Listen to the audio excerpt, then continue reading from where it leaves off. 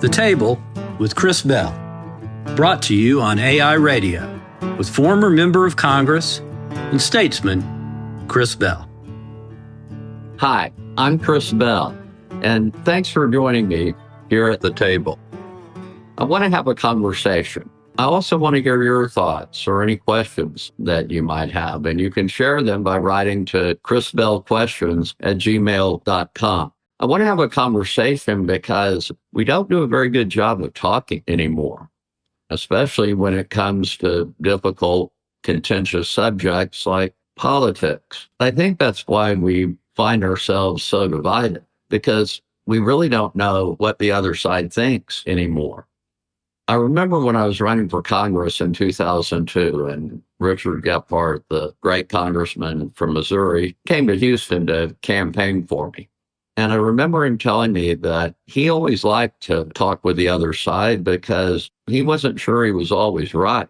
And that's the problem we face now, because all of us are so sure that we're right, we just don't want to hear what the other side has to say. I want to take a minute and talk about books. I believe that recommending a book to somebody is one of the greatest gifts you can give them. It's a way of saying, hey, I think we have a shared interest here. I think there's some things in this book that you'll enjoy. And it's also a way of saying, I think you're intelligent enough to understand it. Years ago, I can't remember who it was, but a friend suggested this book. It's called Kennedy and Nixon, The Rivalry That Shaped Post-War America. And it was written by Chris Matthews, who you might remember as the host of the long-running television show Hardball. He also was the author of another book named Hardball. I'll tell you, I've read that as well, and it's probably one of the best political instruction books ever written. And if you're thinking about running for office, I would highly recommend that. But Kennedy and Nixon was a real shocker to me when I heard about it. Growing up in my home, you would have thought that Richard Nixon and John F. Kennedy had always been bitter enemies. And the rivalry did grow, but that was not always the case. They joined the U.S. House of Representatives at the same time and were really quite good friends. Matthews writes, the relationship between the two men was complex.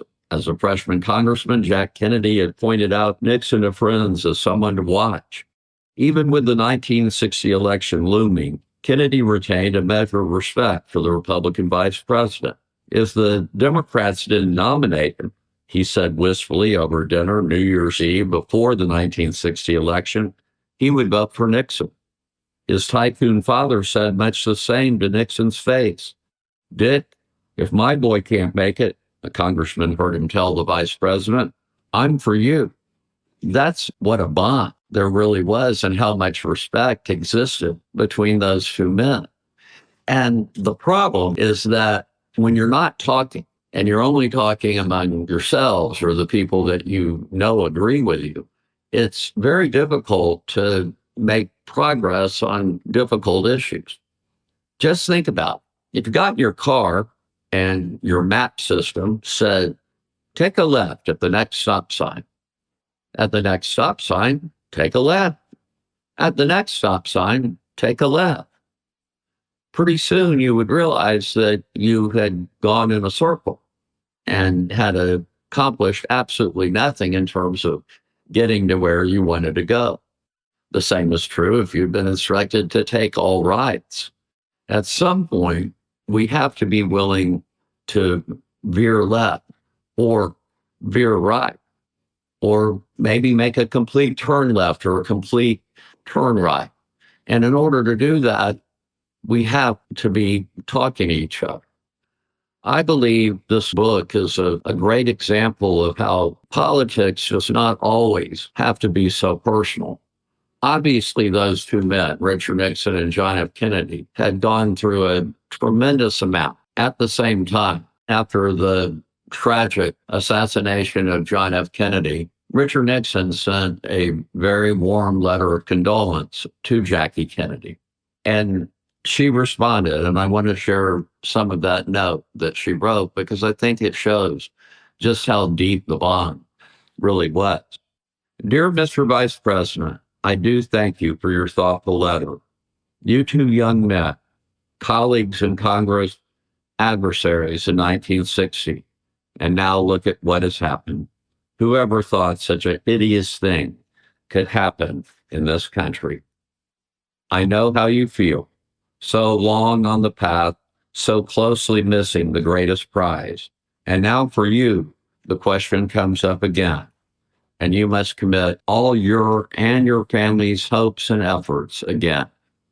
Just one thing I would say to you: if it does not work out as you have hoped for so long, please be consoled by what you already have, your life and your family.